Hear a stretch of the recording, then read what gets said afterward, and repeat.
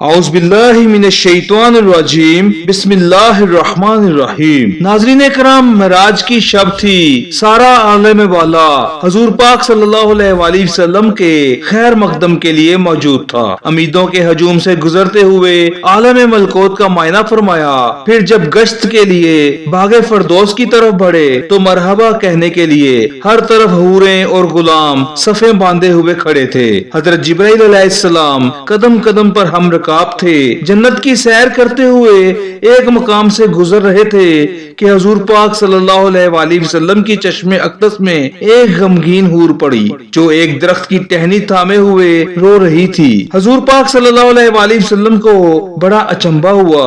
حضرت جبرائیل علیہ السلام سے ارشاد فرمایا کہ دریافت کرو یہ حور کیوں رو رہی ہے، جنت کے عیش و دوام میں اسے کون سا غم لاحق ہو گیا ہے۔ حضرت جبرائیل علیہ السلام نے اس کے قریب پہنچ کر کہا، کیا تجھے معلوم نہیں کہ حضور پاک صلی اللہ علیہ وآلہ وسلم نے جنت میں قدم رکھا ہے؟ جواب دیا کہ معلوم ہے، جبھی تو غمگین فریادیوں کی طرح اپنا حال بنا رکھا ہے کہ ان کی نگاہ رحمت میرے اوپر پڑے اور وہ میرا حال دریافت کر لیں۔ حضرت جبرائیل علیہ السلام نے ارشاد فرمایا، تجھے مبارک ہو، انہوں نے تیرا حال دریافت کرنے کے لیے ہی مجھے بھیجا ہے۔ جواب کے انتظار میں حضور پاک صلی اللہ علیہ وآلہ وسلم کی سواری رکی ہوئی ہے۔ حور نے اپنی آنکھوں کے آنسو آنچل میں جذب کرتے ہوئے کہا، سرکار اپنے غم کی درد انگیز کہانی میں خود سناؤں گی۔ حضور پاک صلی اللہ علیہ وآلہ وسلم سے اجازت ملتے ہی حاضر ہوئی، جھک کر سلام عرض کیا اور اپنی سرگزش سنانا شروع کی۔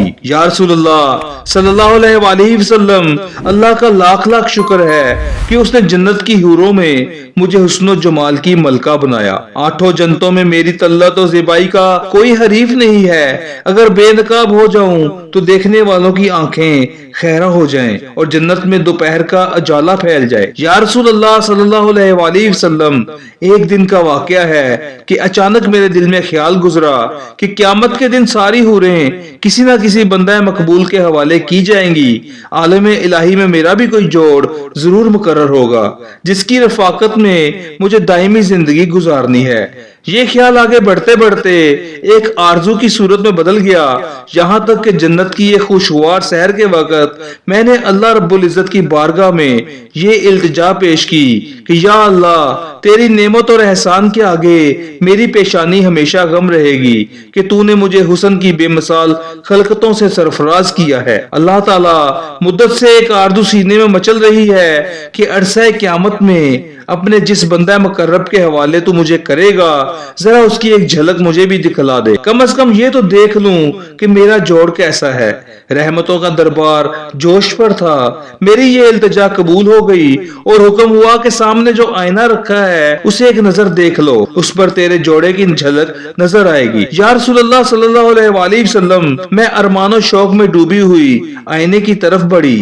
میرے قدم خوشی سے زمین پر نہیں پڑ رہے تھے کہ آج عالم جاوید کے محبوب ترین ساتھی کو دیکھنے جا رہی تھی۔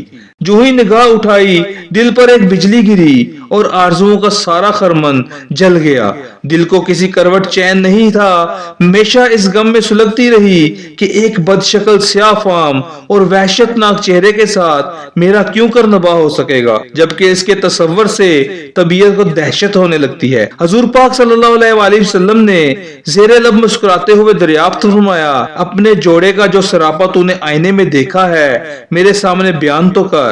اس نے ٹھنڈی آہ بھر کر کہا، سر سے پاؤں تک مجسم سیاہی، خوفناک اندھیرا، چھوٹی چھوٹی آنکھیں، موٹے موٹے ہونٹ، چوڑے چوڑے دانت، چپٹی ناک، بھدا چہرہ اور تنگو تاریک پیشانی، قد و قامت میں بھی بالکل بے ڈھنگا، چشمہ نور میں نکھری ہوئی چاندنی اور گل و لالا کی بہاروں کے ساتھ اس وحشت مجسم کا پیوند کیوں کر جوڑا جا سکتا ہے؟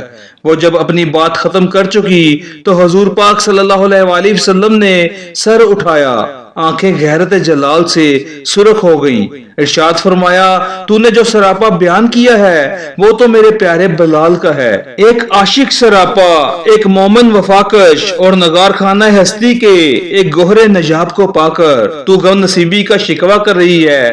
کیا تجھے معلوم نہیں کہ بلال میرا عاشق ہے؟ میں نے اپنی پلکوں کے سائے میں اسے پناہ دی ہے، اور سن لے میرا بلال بارگاہ یزدانی میں تقرب کی اس مسند امتیاز پر فائز ہے کہ فردائے قیامت میں اس کے جسم کی سیاہی حوران خلد کے رخساروں پر تل بنا کر تقسیم کر دی جائے گی۔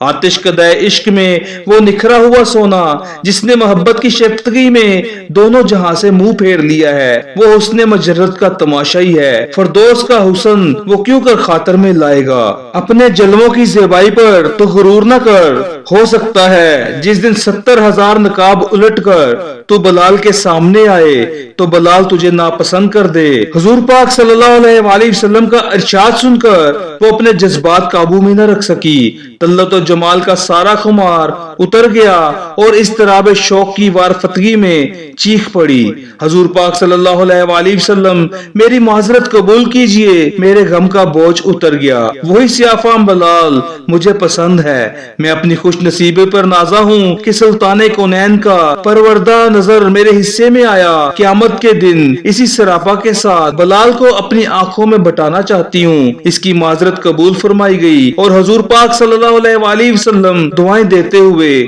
آگے بڑھ گئے۔ عشق کارساز تیری دہائی ایک سیاہ فام غلام کو اتنا بڑھایا کہ کونین کے سر کا تاج بنا دیا۔ اس طرح کی مزید ویڈیوز کے لیے چینل کو سبسکرائب کریں۔ بہت شکریہ۔